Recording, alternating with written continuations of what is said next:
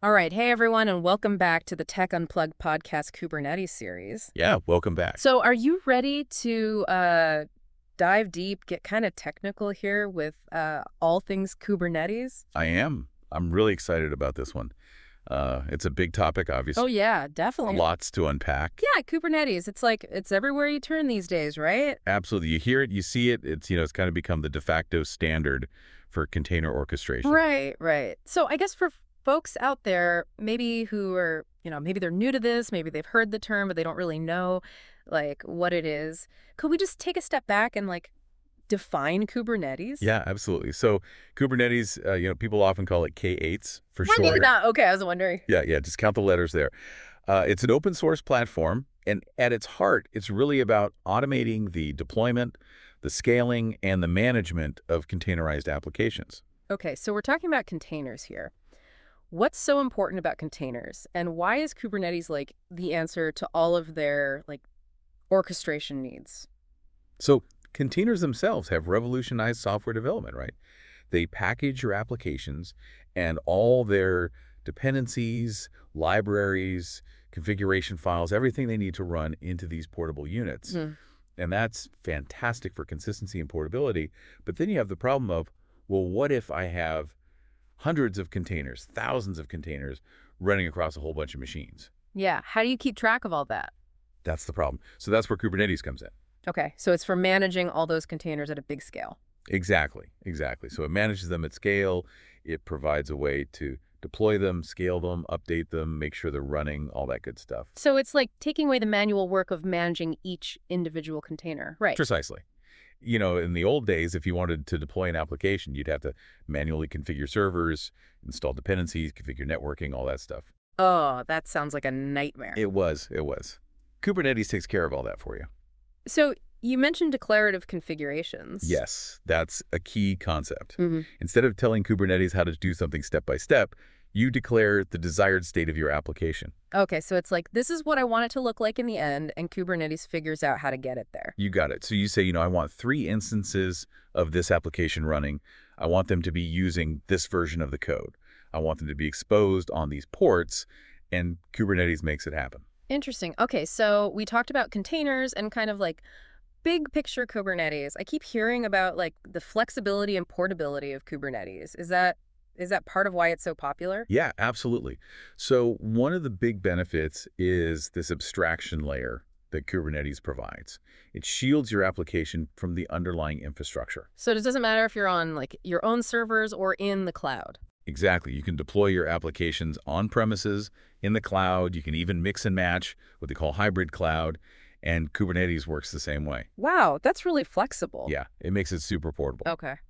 And then I know high availability and scalability. Those are kind of like the big buzzwords. They are. And Kubernetes is designed from the ground up to support those things. It can automatically scale your applications up or down based on demand.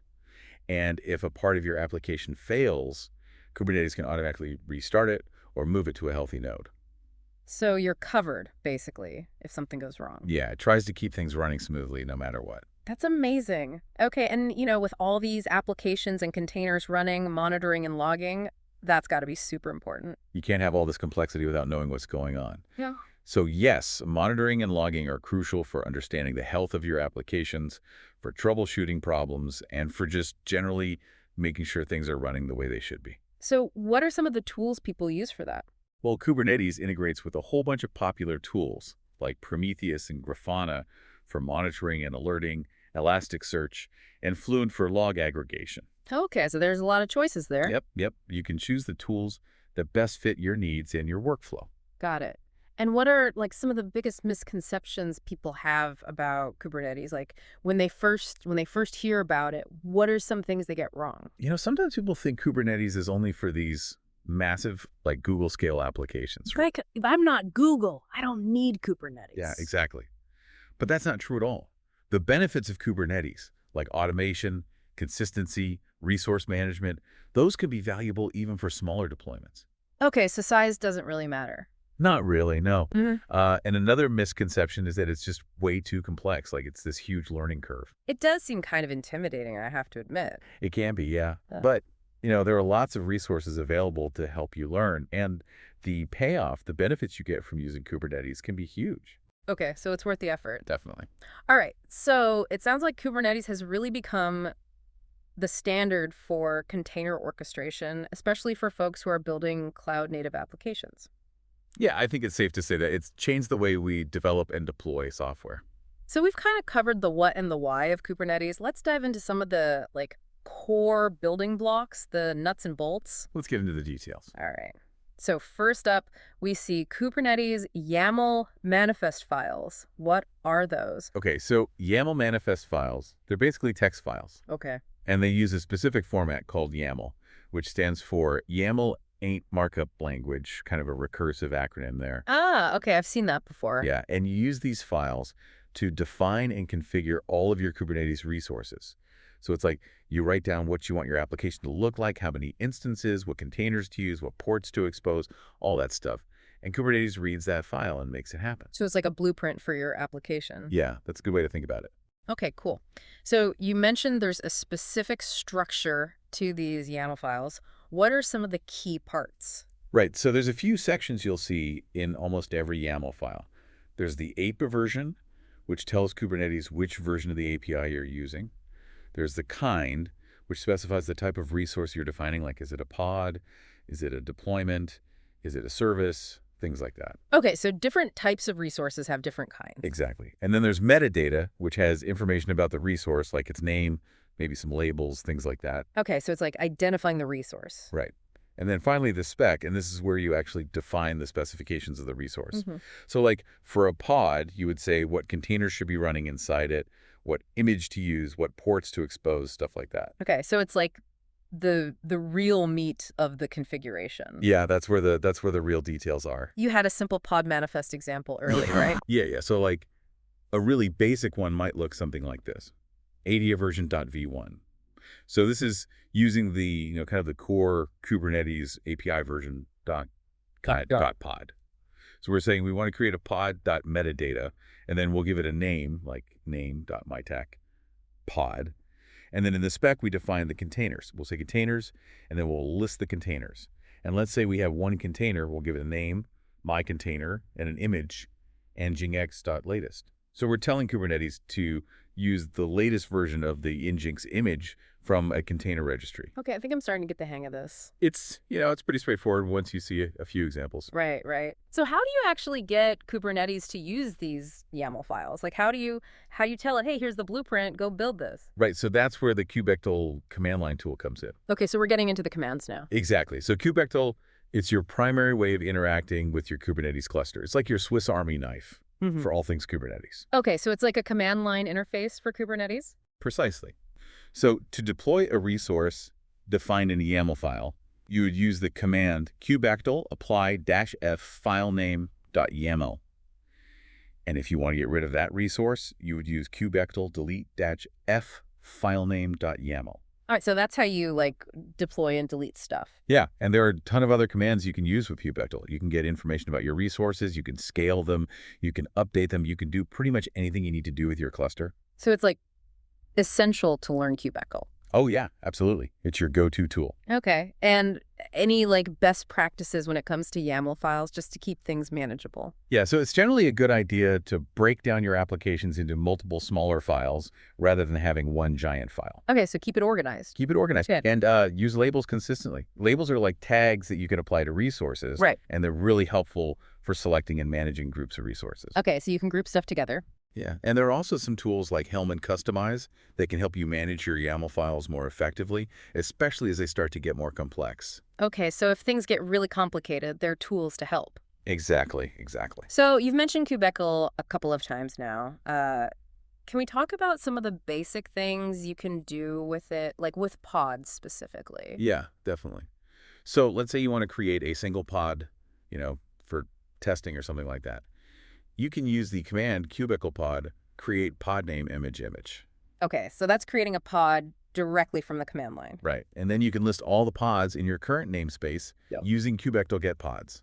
Okay. And if you want to get more details of a specific pod, you can use kubectl describe pod name. All right, and to delete a pod. Kubectl delete pod name. Okay, those seem pretty straightforward. They are. They're the bread and butter of working with pods. All right. Now, we've talked about pods, we've talked about YAML files, we've talked about kubectl. Next on the list, we have deployments. How are those different from just creating individual pods? So deployments are a higher level abstraction that manage the life cycle of your applications.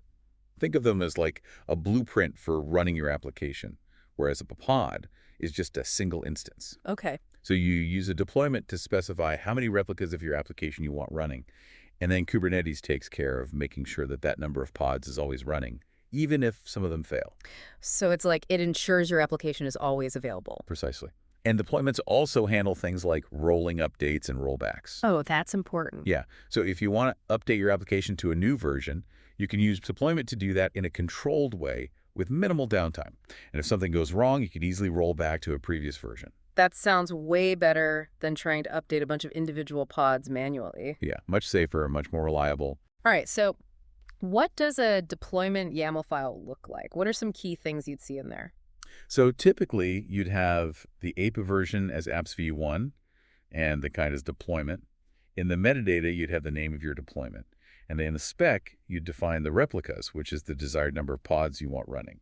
You'd have a selector, which is used to identify which pods are part of this deployment, typically based on labels. And then you'd have a template section, which defines the pod specification itself. Okay, so the template's basically just like a pod YAML file, right? Exactly. You're basically saying, this is what I want each of the pods managed by this deployment to look like. Got it. And how do you create and manage these deployments with kubectl? So to create a deployment, you could use kubectl apply-f deployment.yaml, or you could even create a basic one directly from the command line using kubectl create deployment name and image replicas count. All right. To update a deployment, like to change the container image, you would use kubectl set image deployment name container new image. Okay, so that's how you like deploy a new version of your app. Well, exactly. And if you need to roll back to a previous version, you can use kubectl rollout undo deployment name. And to check the status of a rollout.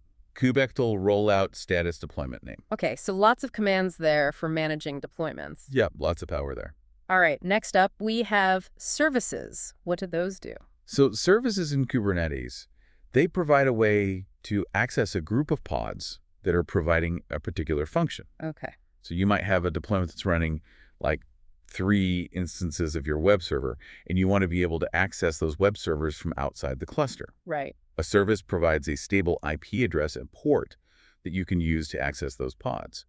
It acts as a load balancer, so if one of the pods fails, the service will automatically redirect traffic to the other healthy pods. Okay, so it's like a single point of entry for a group of pods. Precisely. Yeah. And it makes your application more resilient because if one of the pods goes down, the service can still route traffic to the others. That makes sense.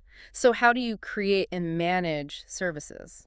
You can define a service in a YAML file, and then you would use kubectl apply-f service.yaml to create it. Okay.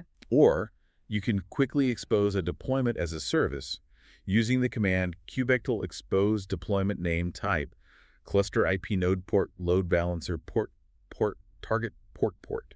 And what are those different types you mentioned? So cluster IP is the default type. Yeah. It gives the service an internal IP address that's only accessible from within the cluster. Okay, so just for internal communication. Right. Node port exposes the service on a specific port on each node's IP address, so you can access it from outside the cluster. Okay. And load balancer will actually provision a cloud load balancer, like an AWS or Google Cloud, to expose your service externally. Oh, so that's like the real deal, the public-facing service. Yeah, exactly. And to see a list of services, you would use kubectl get SVC. Right, and then to get more details about a specific service, kubectl describe SVC name. Okay, got it. Now we have replica sets. You mentioned those earlier, but you said that deployments manage them. What exactly is the relationship there? So replica sets are the mechanism that deployments use to maintain the desired number of pod replicas. When you create a deployment, it creates a replica set behind the scenes. The replica set's job is to make sure that the specified number of pod replicas is always running. If a pod fails, the replica set will create a new one to take its place. So it's like the replica set is the worker bee that makes sure the deployment's wishes come true. Yeah, that's a good analogy. You generally don't interact with replica sets directly. but they're an important part of how deployments work. Okay. And just to clarify, you can do things like rollbacks on replica sets directly as well, right? You can, yeah. If you need to, you can use the command kubectl rollout undo replica set name to roll back a replica set to a previous revision. Okay, good to know. Now, on to daemon sets. What are those used for? Daemon sets are used to ensure that a specific pod runs on every node in your cluster.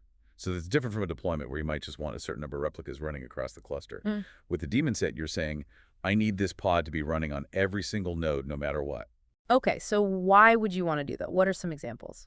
So common use cases for daemon sets would be things like log collection, where you want a logging agent running on every node to collect logs from all the containers. Okay, that makes sense. Monitoring agents, so you can monitor the health and performance of each node. Network plugins, which need to be running on every node to handle the cluster's networking. Mm. And security agents, like antivirus software or intrusion detection systems.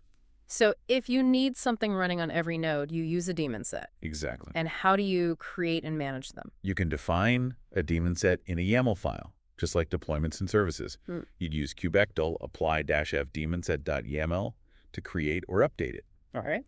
And you can scale them up or down by adding or removing nodes from your cluster. Okay, so you don't actually change the number of replicas, you just change the number of nodes. Right. And to delete a daemon set, you would use kubectl delete daemon set name. Okay, got it. Now, stateful sets. These sound like they're for applications that need to, like, remember things, that need to keep track of their state. How do these differ from deployments? You're right. They are for stateful applications. Things like databases, message queues, anything where you need to maintain data consistency and have a stable network identity. Okay, so why wouldn't you just use a deployment for those things? So deployments treat pods as interchangeable, right? If a pod dies, it gets replaced with a new one, and it doesn't really matter which pod is which. Okay. But with stateful applications, you need to make sure that pods are created and deleted in a specific order. You need to make sure that each pod has a unique, persistent identity. And you need to make sure that data is stored persistently so that if a pod dies, the data doesn't get lost. Okay, so stateful sets provide all those guarantees. Exactly. They guarantee ordered deployment and scaling, stable network identities, and they make it easy to use persistent volumes for storing data. Okay, so if you have a database or something like that, you definitely want to use a stateful set. Definitely. What are some of the trade-offs, though? Like, is there a downside to using stateful sets? Well, they are more complex to manage than deployments. Okay, that makes sense. You have to think more carefully about how your application is going to be deployed and scaled. But for applications that require statefulness, it's absolutely worth the extra effort. All right. Moving on, we have namespaces. What are those all about? So namespaces are a way to divide your Kubernetes cluster into logical partitions. It's like having multiple virtual clusters within your physical cluster. Okay, so why would you want to do that? Well, it can be really helpful for organizing your resources. If you have a large team, or if you're running multiple applications in the same cluster, you can use namespaces to separate them. It can also be useful for applying different policies and access controls to different parts of your cluster. So it's kind of like having different departments in a company, each with their own budget and their own rules. Yeah, that's a good analogy. So how do you work with namespaces in kubectl? So to create a new namespace, you would use the command kubectl create namespace name. To see a list of all the namespaces in your cluster, kubectl get ends. Okay. And if you want to interact with resources in a specific namespace, you can either specify the namespace on each command using the namespace flag, or you can set the default namespace for your current context using kubectl config set context current namespace name. Okay, so you can kind of switch between different namespaces. Exactly.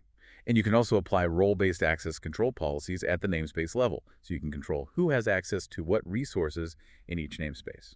All right, that makes sense. Now on to configMaps and secrets. These sound like they're for managing application configurations. What's the difference? Yeah, so both configMaps and secrets are used for storing configuration data, but secrets are specifically for sensitive information like passwords and API keys. Okay, so you wouldn't want to store your database password in a config map. No, definitely not. All right, so how do you create and use these things? So you can create a config map using the command kubectl create config map name from literal key value, or kubectl create config map name from file pather.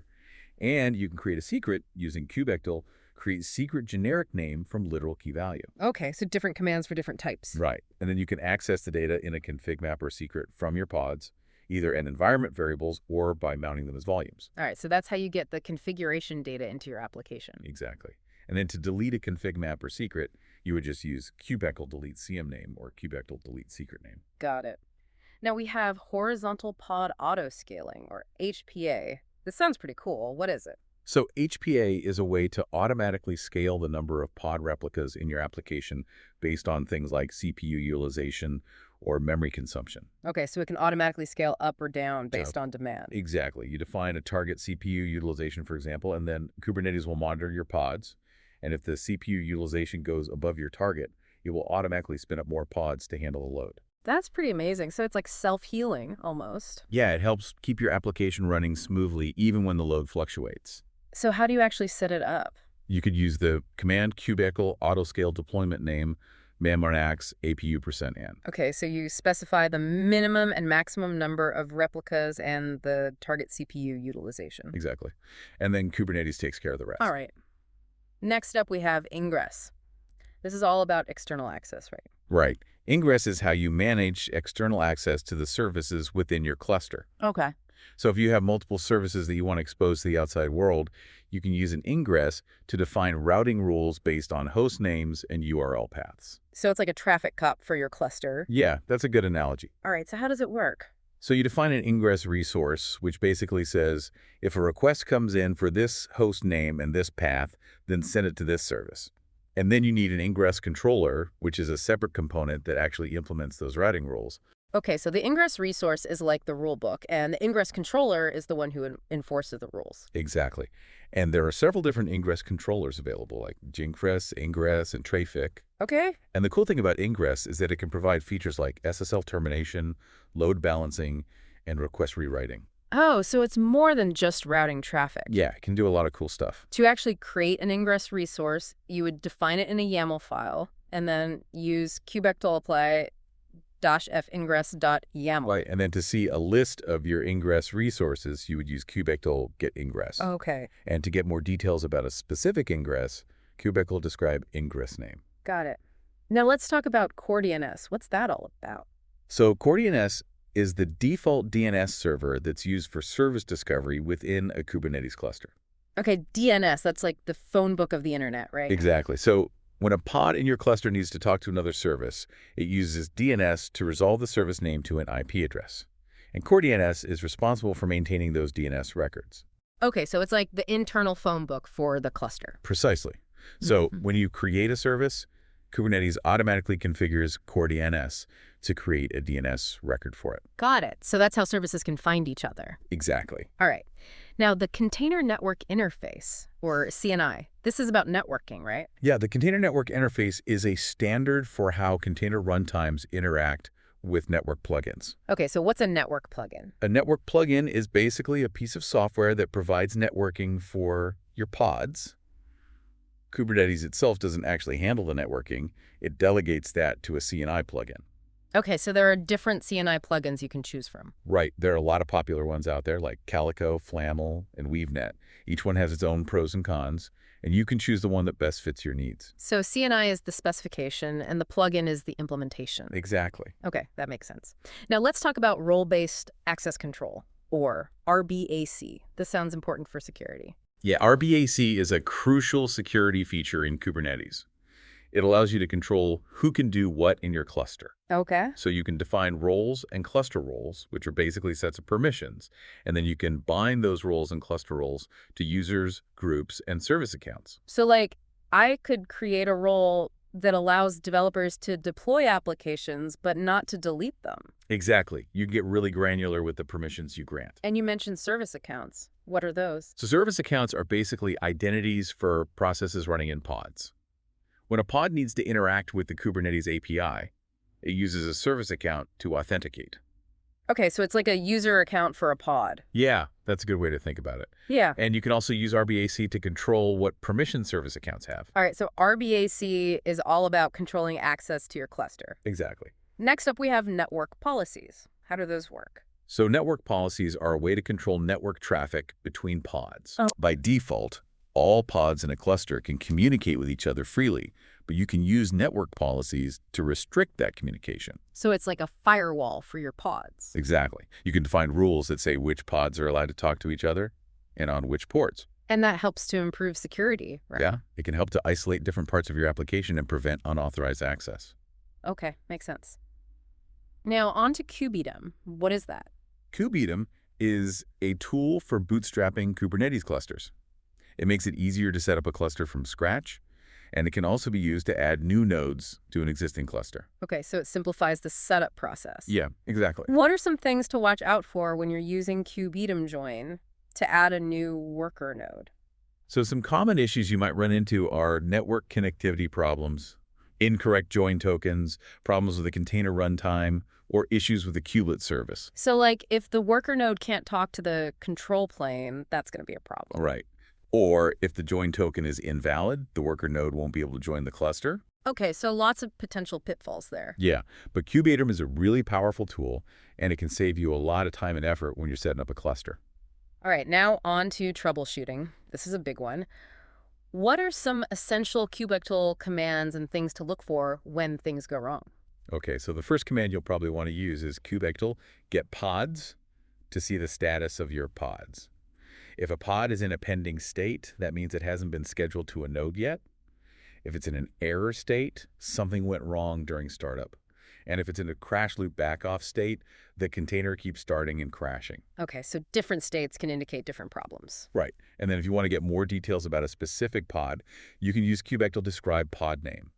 This will show you things like the events that have happened to the pod, the logs from the containers, and the configuration of the pod. Right. And then to see the logs of a container within a pod, you would use kubectl logs pod name. If your application is exposed through a service and you're having trouble reaching it, you can use kubectl describes service name to check the endpoints of the service. All right. And you can also look at the logs of the kubelet service on each node using journal cocal tuple kubelet. Okay, so lots of different places to look for clues. Yeah, troubleshooting in Kubernetes can be like detective work sometimes. Do you have any, like, real-world examples of common troubleshooting scenarios? Yeah, I remember one time a team was having trouble deploying a new application. They kept getting this crash loop backoff error. And they checked the logs, but they couldn't figure out what was wrong. Uh-oh. Turns out they were trying to mount a config map into the pod, Yeah. but they had misspelled the name of the config map in the pod spec. Ah, so it was a simple typo. Yeah, it happens to the best of us. But it took them a while to track it down because they were focused on the application code, not the configuration. Right, so sometimes it's the little things. Yeah, sometimes it's the simplest things that trip you up. What about, like, bigger problems, like if a worker node fails or something like that?